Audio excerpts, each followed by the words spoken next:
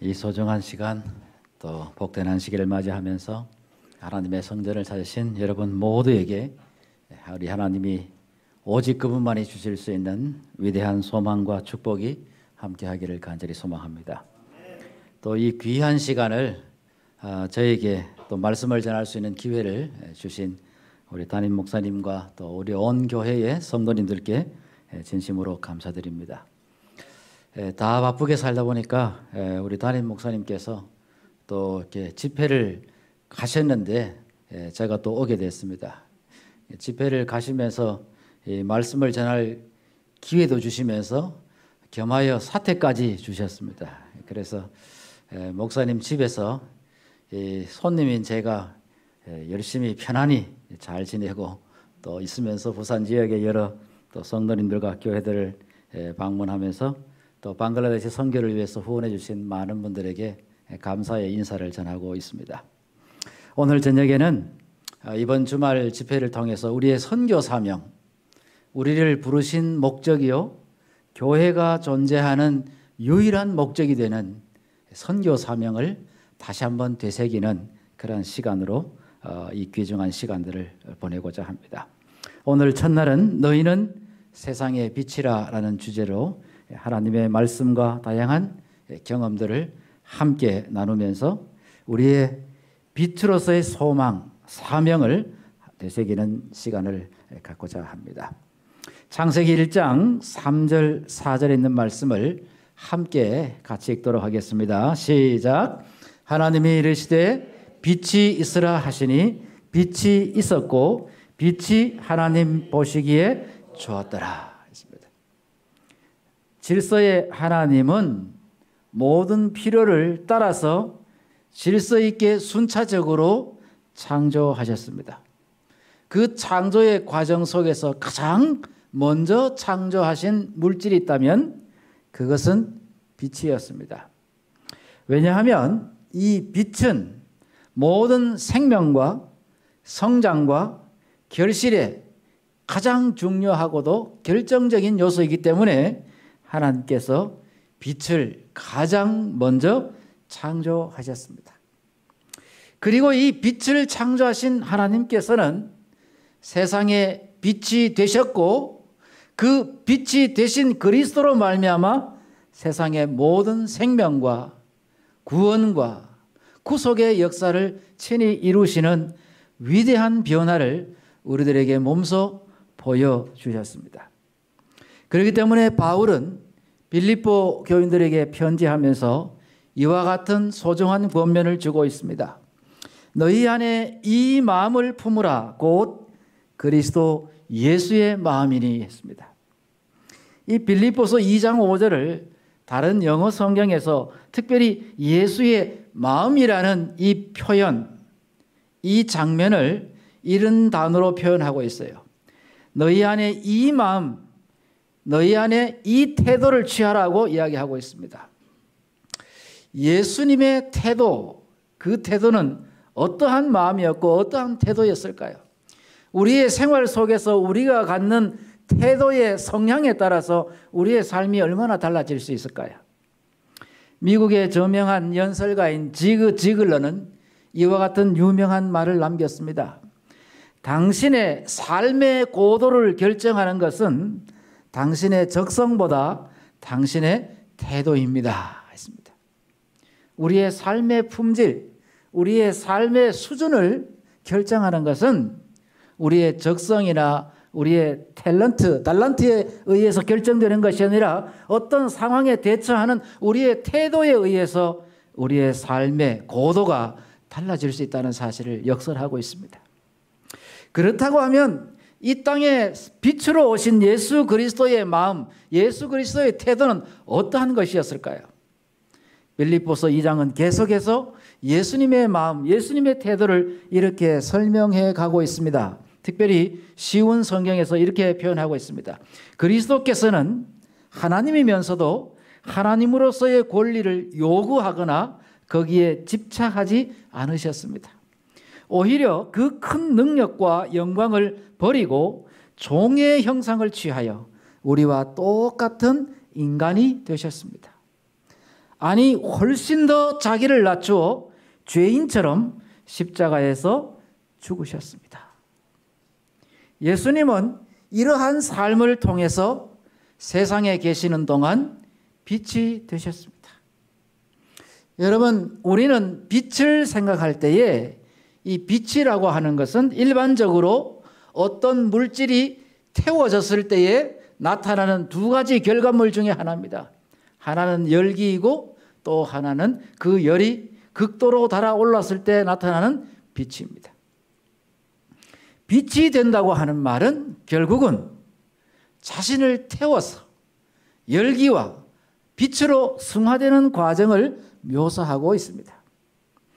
그래서 예수님은 요한복음 8장 12절에서 사랑하는 제자들에게 이와 같은 매우 역설적인 말씀을 하고 계십니다.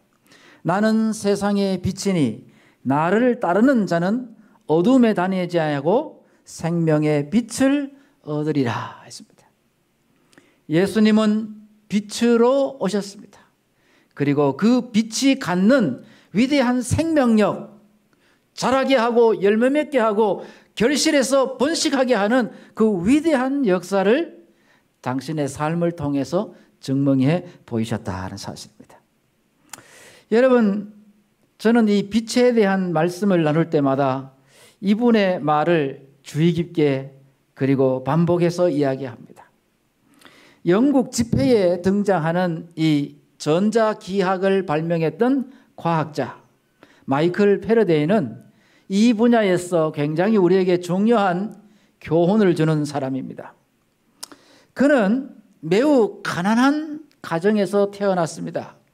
학업을 미처 다 마치지 못하고 그는 인쇄소에서 책을 제본하는 노동자로 일을 했습니다. 12살 때부터요. 못 배운 그는 인쇄소에 인쇄하고 책을 맡긴 수많은 유명한 과학자들과 학자들의 책을 닥치는 대로 읽어서 상식과 지식을 쌓아갑니다. 그러던 어느 날 유명한 과학자의 강연에 참석하고 그 사람의 강연을 노트로 만들어서 그의 주특기인 책으로 제본해서 그것을 감사 편지와 함께 그 과학자한테 보냈는데 그 과학자가 그를 기특히 여겨서 자기 실험실의 비서로 채용을 합니다. 무식한 그가, 못 배운 그가 수십 년에 걸쳐서 조력자로서 그 실험실에서 일을 하다가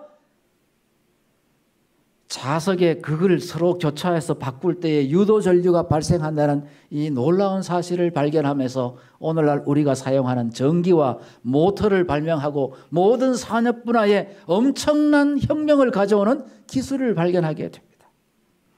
영국 왕실은 그의 공헌을 인정해서 백작 기사자위를 수여하고 그에게 왕실의 묘지에 묻히도록 허가하는 것을 그에게 제안했지만은 그런 그 모든 특권을 다 거부했습니다.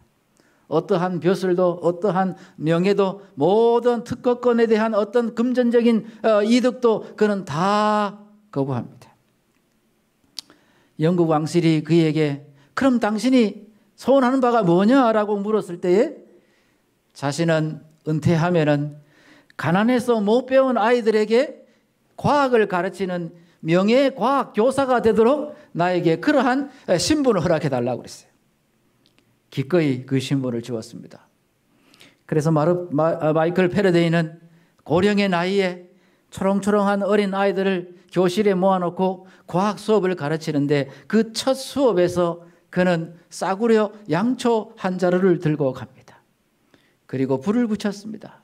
그리고 아이들에게 질문합니다. 얘들아, 다이아몬드가 더 위대하니 아니면 이 싸구려 양초불이 더 위대하냐? 이렇게 질문을 했습니다.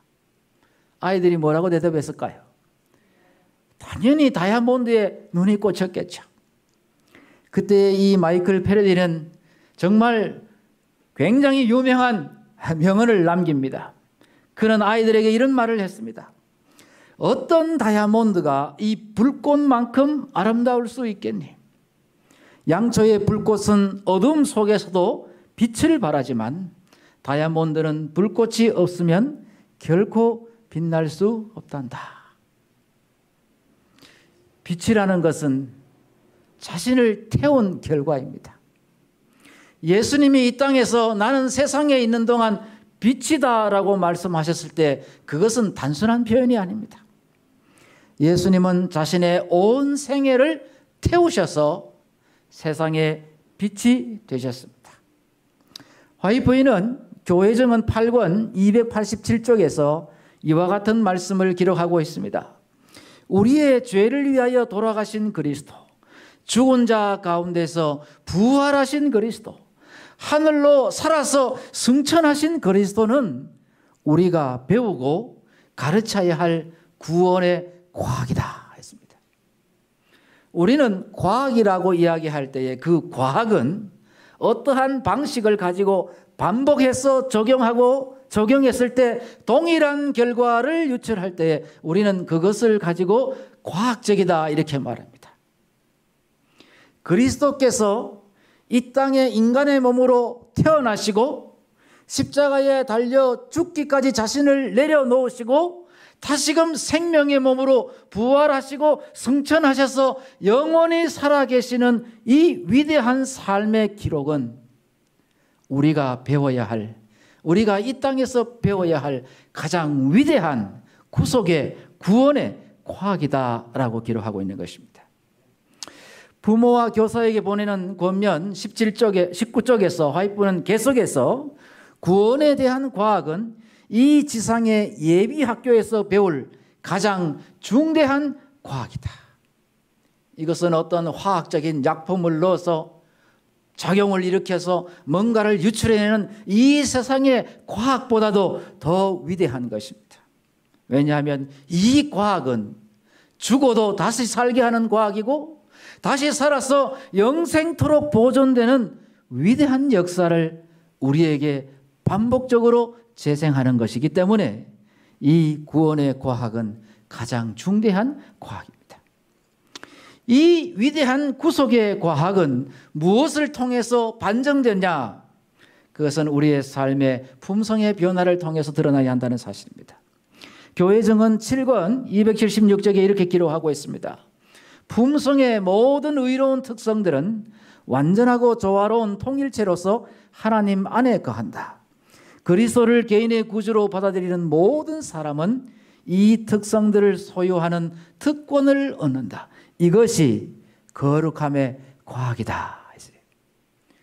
여러분, 케일쌈 아무리 싸먹어도 품성이 잘 안 바뀝니다. 그렇습니까? 바가지 수백 번 긁어도 천성이 잘 안 바뀝니다. 그러나 예수 그리스도께서 성령을 통하여 우리의 마음에 감응될 때에 사람은 바뀝니다. 이것이 과학입니다. 로마서 12장 1절에 바울은 로마인들에게 편지하면서 이러한 말씀을 기록합니다. 형제들아, 내가 하나님의 모든 자비하심으로 너희를 권하노니 너희 몸을 하나님이 기뻐하시는 거룩한 산 제사로 드리라. 이는 너희에 드릴 영적 예배니라 했습니다. 산 제사, 구약 성경에서 드리는 제사, 이 제사는 양과 염소와 소를 통째로 드리는 것입니다. 완전히 불태워서 산화시키는 것입니다. 하나님은 이러한 제사를 향기로운 제사라고 표현을 했습니다. 신약시대에서는 이러한 제사의 상징적 의미로 우리의 삶을 누군가를 위하여 봉사하고 나누는 일에 온전히 바치도록 우리를 초청하고 있습니다. 이것이야말로 하나님이 기뻐하시고 향기롭게 흠양하는 살아있는 제사요 영적으로 참된 예배라는 사실을 강조하고 있습니다. 이 산제사를 바울은 히브리인들에게 편지하면서 다시 설명합니다. 오직 선을 행함과 서로 나누어 주기를 잊지 말라. 이 같은 제사는 하나님이 기뻐하는 제사다 했습니다. 산제사. 계속해서 마태복음 24장 45절에 예수님께서 지상에 계실 때 이런 말씀하셨습니다. 충성되고 지혜 있는 종이 되어 주인에게 그 집 사람들을 맡아 때를 따라 양식을 나누어 줄 자가 누구냐 했습니다. 삶을 나누는 것입니다. 자신을 태워서 누군가에게 베푸는 것입니다. 이것이 참된 예배요 향기로운 제사라 하고 했습니다. 계속해서 바울은 영적 아들인 디모데에게 편지하면서 선한 일을 행하고 선한 사업에 부유하고 나누어 주기를 좋아하며 불쌍히 여기는 동정하는 자가 되게 하라 했습니다. 이것이 우리가 그리스도인으로 부름받고 해야 할 우리 평생의 사업입니다. 수년 전에 0.1g의 희망이라는 책이 발간이 되었습니다. 이 책은 서울대학교 지질학과 교수였던 이상묵 교수님이 큰 사고를 겪고 난 다음에 기록한 책입니다. 본인이 서울대학교 대학원 지질학과에서 교수로 재직할 때에 여름 방학 기간을 이용해서 학생들을 데리고 미국 서부 캘리포니아 지역의 지질 탐사를 위해서 여행을 했습니다. 서부 사막은 광활하고 산이 별로 많지 않습니다. 거의 들판인데 완전 사막도 아니고 간간히 풀도 있고 뭐 건조한 데서 자라는 식물들이 있어서 많은 사람들은 세미 사막이라고 이렇게 이야기합니다. 그런데 이 사막의 지질층을 이제 조사하기 위해서 집차를 빌려가지고 거기에 많은 짐들을 싣고 대학원생들을 몇 대의 집차에다가 나누어서 운전을 하면서 사막을 가는데 이 앞차가 가면은 그 먼지가 일어나니까 이 뒷차는 그 앞차 먼지만 보고 쫓아가는 것입니다. 근데 속도가 조금 난 것 같아요. 그러다가 이 앞에 가는 차가 낭떠러지 밑으로 나르면서 뒤에 가는 차들이 같이 전복되어서 굴렀습니다. 동승한 많은 학생들이 다쳤고 그 가운데 한 학생은 결국 목숨을 잃었습니다. 인솔하던 교수였던 이상묵 교수도 사고의 충격으로 헬기에 실려서 응급 의료센터에 옮겨졌지만은 이 목 밑으로의 모든 신경과 근육이 감각을 잃게 됩니다. 움직이지를 못하는 거죠. 그래서 그 응급치료를 한 다음에 재활치료 과정을 거치면서 이제 정신이 돌아오는데 수개월 후에야 자신의 제자가 죽게 되었다는 사실을 알게 됩니다. 순간 많은 갈등을 겪게 됩니다.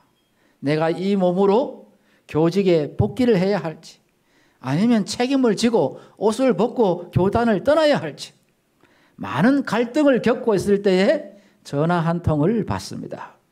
잠시 이야기를 들어볼까요?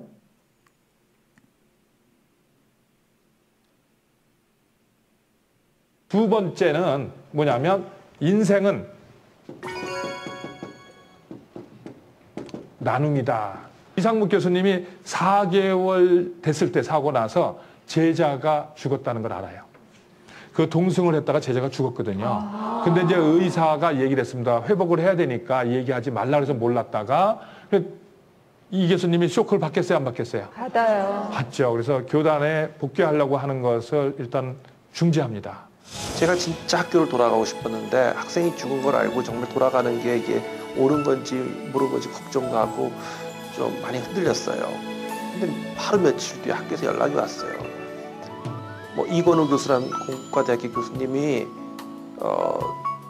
경암학술재단에서 받은 연구상 1억 원 상금을 저한테 전액 기부하려고 그러는데 받겠냐고. 정말 저를 전혀 모르는 사람이 저를 도와주니까 그 사람의 도움뿐만 아니라 그 사람이 저를 도왔다는 것에 감명받은 제 주변의 사람들이 다 나서서 도와주기 시작했어요, 저를. 그런데 학술상을 준 곳에서 아니 1억을 줬는데 이건희 교수님이 이상묵 교수님 줘버렸잖아. 네. 그러니까 너무 선행을 하다 보니까 그 재단에서 다시 1억을 줬어요. 그랬더니 이건희 교수님이 다시 또 기부를 했어요. 네? 네. 이게 어디 하면 장애인 재활에 도움에 쓰라고 보조 재활 공학센터를 세웠어요. 그 화면에 보면 이상묵 교수님 이 얼굴 주변에 뭐가 많지요. 이쪽에 붙어 있는 그 헤드폰 같은 것이 휠체어를 운전하는 운전대입니다. 이걸 어느 각도에서 부딪히느냐에 따라서 휠체어가 멈추기도 하고 좌회전 우회전하고 가기도 하고 멈추기도 하고 하는 그 운전을 여기서 이 부딪히는 각도에 따라서 하고요. 여기 앞에 몰려있는 빨간색은 우리가 말하는 컴퓨터 손가락과 같은 역할을 합니다. 그래서 이 마우스를 움직여 가지고 스크린에 있는 컴퓨터 자판에다가 고정을 시킨 다음에 입으로 불면은 클릭이 됩니다. 이런 식으로 해서 강의록을 준비하고 강단에 서서 아이들에게 학생들에게 교육을 시키는 피나는 노력을 통해서 자신에게 뭔가를 준 것에 대한 고마움을 가지고 감동이 돼서 그의 남은 삶을 지금도 나누고 있습니다. 여러분, 영국의 수상이었던 윈스턴 처칠은 이런 유명한 말을 남겼습니다. 우리는 우리가 얻은 것으로 생계를 꾸려고 합니다. 하지만 우리의 삶은 우리가 준 것으로 꾸려갑니다. 여러분, 윈스턴 처칠이 태어난 날짜는 1874년이고 죽은 연도는 1965년입니다. 이 두 숫자 사이에 뭐가 있죠? 짧은 막대기 하나가 있습니다. 이것을 우리가 영어에서는 대시라고 그러죠. 여러분, 이 세상에 사는 모든 사람은 저 짧은 막대기 하나를 죽을 때 남깁니다. 사이즈는 다 똑같습니다. 많이 사나 적잖아 저 대시라는 막대기의 사이즈는 똑같습니다. 그러나 품질은 다릅니다. 오늘 우리가 부름받은 그리스도의 종들로서, 부름받은 그리스도의 선교사로서 우리의 삶의 품질은 저 짧은 막대기 안에 기록되어 있는 우리 삶의 기록으로 반증될 것입니다. 우리는 얻은 것에 의하여 평가받는 것이 아니라 우리는 나눈 것에 의하여 우리의 삶의 고도가 결정될 것입니다. 예수님은 이 세상을 떠나시기 전에 사랑하는 제자들에게 다시 한번 부연해서 강조하십니다. 내가 세상에 있는 동안 빛이 되었던 것처럼 너희도 세상에 빛이 되라고 명령하셨습니다. 우리는 대쟁투 청소라는 매우 귀중한 영적 성물을 가지고 있습니다. 근데 과거에는 이 대쟁투 청소의 첫 책을 부조와 선지자라는 이 제목으로 붙여서 우리가 책을 출간해냈습니다만은 최근에는 빛을 전한 사람들이라는 제목으로 이 제목을 바꾸어서 출간하고 있습니다. 이 부조와 선지자 상권과 하권 이 책 내용을 보면은 창세기로부터 시작돼서 아브라함, 이삭, 야곱, 요셉, 모세, 다윗에 이르는 역사가 감동적으로 기록되어 있습니다. 이 사람들의 면면을 살펴보면 인간적인 약점과 연약한 점이 분명히 있지만은 그러나 이들의 공통적인 특성은 그들의 삶에서 그들 자신을 태우고 희생해서 누군가와 지역사회에 힘이 되고 도움이 되고 동정을 베풀고 하나님의 속성을 드러내는 위대한 삶을 살았다는 사실입니다. 그렇기 때문에 그들은 빛으로서의 삶을 살았고 그들은 정말 빛을 전한 사람들이었음을 보게 됩니다. 마태복음 5장 16절에 계속해서 예수님께서는 이와 같이 너희 빛이 사람 앞에 비치게 하여 자신을 태우는 삶, 사랑을 베풀고 나누는 그리스도의 속성이 우리의 삶을 통해서 드러나서 비춰져서 그들로 너희 착한 행실을 보고 하늘에 계신 너희 안에 계신 하늘에 계신 너희 아버지께 영광을 돌리게 하라 명령입니다. 주님께서 이스라엘 백성들에게 출애굽 역사가 있은 다음에 그리스도의 속성을 삶을 통해서 반복해서 재현하도록 제도적인 장치를 주셨는데 그것이 바로 희생제사 제도입니다. 이 희생제사 제도를 주시면서 성경에 출애굽기 29장 18절에 이런 제사 제도를 주십니다. 그 순양 전부를 제단 위에 불사르라 했습니다. 완전히 태우는 것입니다. 이것을 성경에서는 여호와께 드리는 번제라고 말하고 이 제사는 하나님께 향기로운 냄새다 했습니다. 여호와께 드리는 불로 태워서 드리는 화제라고 설명하고 있습니다. 이것은 빛의 제사입니다. 우리의 삶을 통해서 자신을 송두리째 태워서 우리를 위해 나누어 주신 세상의 빛이 되셨던 그리스도의 삶을 보이는 제사를 통해서 실체적으로 목격하도록 제도화시켰던 것이 바로 이 번제 희생제사 제도입니다. 여러분, 화이트보이는 교회정원 8권 287쪽에서 이와 같은 말씀을 우리에게 주셨습니다. 우리의 죄를 위하여 돌아가신 그리스도, 죽은 자 가운데서 부활하신 그리스도, 하늘로 승천하신 그리스도는 우리가 배우고 가르쳐야 할 구원의 과학이다.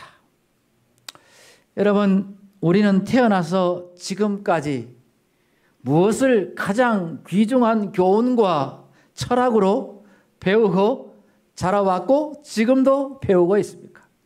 오늘 우리는 우리의 다음 세대들에게 무엇을 가르치고 무엇을 가장 중요한 가치관으로 주입시키고 있습니까? 더 많이 움켜쥐고 더 많이 부여잡는 것이 가장 위대한 성공이라고 가르치고 있지는 않습니까? 우리는 더 많이 벌 필요도 있고 더 많이 쌓을 필요도 있습니다. 그러나 우리가 더 많이 역점을 두고 배우고 가르쳐야 할 중요한 과학은 예수 그리스도께서 우리에게 보여주신 위대한 구원의 과학, 거룩함의 과학입니다. 이것이야말로 생명의 원리요, 이것이야말로 진정으로 영생하도록 보존하는 위대한 과학입니다. 오늘 우리는 매우 복잡한 시대를 살아가고 있습니다. 코로나19는 단순한 바이러스성 유행병이 아니라 이 세상 사람들의 생활의 패턴과 생활의 가치를 완전히 뒤바꿔 놓는 전환점이 되고 있습니다. 우리는 이 변화스러운 생애의 한가운데서 여전히 변하지 않는 위대한 구속주 예수 그리스도를 향하여 우리가 가진 동일한 사명, 변치 않는 소명을 생각하며 전진하는 위대한 주님의 종들이 되어야 하겠습니다. 이제 오늘 이 시간을 마치면서 한 찬송을 듣도록 하겠습니다. 빛을 들고 세상으로라는 찬양을 우리가 함께 듣도록 하겠습니다. 빛으로 부름받은 우리의 선교사적 사명을 이 노래의 가사를 통해서 다시 한번 되짚으면서 우리가 해야 할 사명, 마땅히 가야 할 사명, 마땅히 이루어야 할 소명을 새롭게 하는 소중한 시간이 되기를 간절히 바랍니다. 이제 찬양을 함께 듣도록 하겠습니다.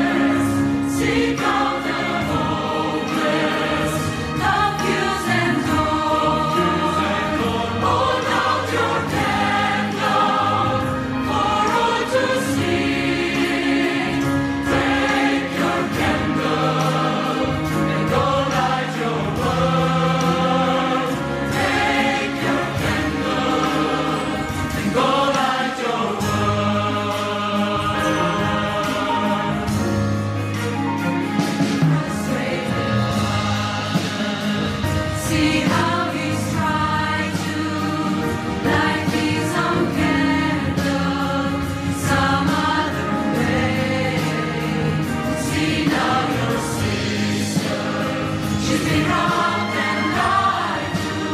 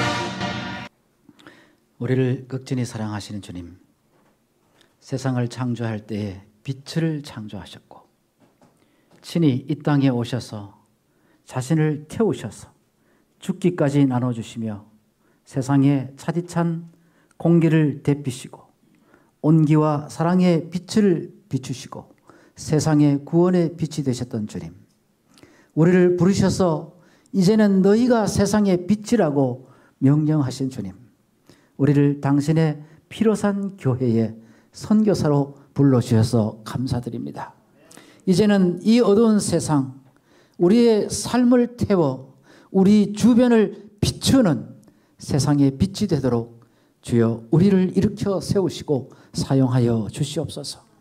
오늘 혼란한 세상 가운데 맞이한 이 복되고 거룩한 안식의 시간, 분주하게 달려온 우리의 삶을 돌아보게 하시고 우리를 부르신 그 원대한 뜻과 하나님의 거룩한 소명이 무엇임을 다시금 되새기게 도와주셔서 선교 사명, 우리 존재의 의미를 되새기는 복된 시간 되도록 축복하여 주시옵소서.